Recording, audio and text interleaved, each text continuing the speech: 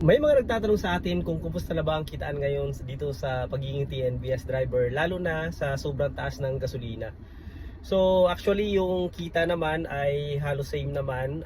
Kailangan mo lang magdagdag ng oras. So sa atin naman kasi may target tayong kita everyday. So ako kasi yung target income ko naman nakukuha pa naman natin. Ang yun nga lang, ang laking portion yun na pupunta sa gas. So halos kalahati. So for example, kumita tayo ng 4,000 from 12 to 14 hours. So mapupunta dyan na sa gas ay mga 2,000 pesos. So itabi mo yung panghulog ng kotse, bali 1,000 pesos na lang yung matitira sa'yo. So kung kakain ka pa and magme-merienda, so kung bababawasan pa yan 300 pesos, so possible mayroon na lang tayong 700 pesos. Pero syempre, hindi naman lahat, hindi naman araw-araw kaya mo bumiyahe ng 12 to 14 hours. So minsan kaya mo lang 10 hours, minsan 12 hours siguro, pinakamatagal. So hindi naman lahat kasi kaya mo na mahabang oras everyday.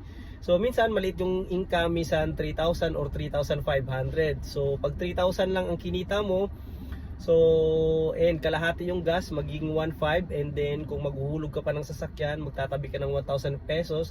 So, 500 pesos na lang yung matitira sa'yo. And kung kumain ka pa for that day, so magbabawas ka pa ng 300 pesos. So, possible 200 pesos na lang ang maiuwi mo sa pamilya mo.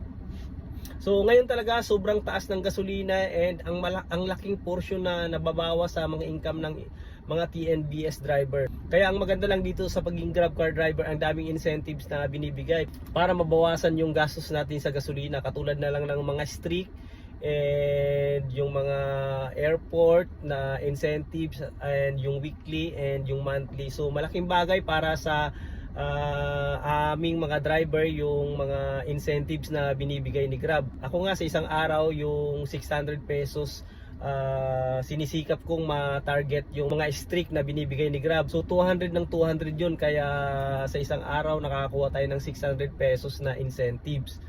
So hindi naman lahat, yung mga malalayo, possible hindi nila nakukuha lahat na yung 600. Pero marami naman, magdamag naman kasi yung incentives.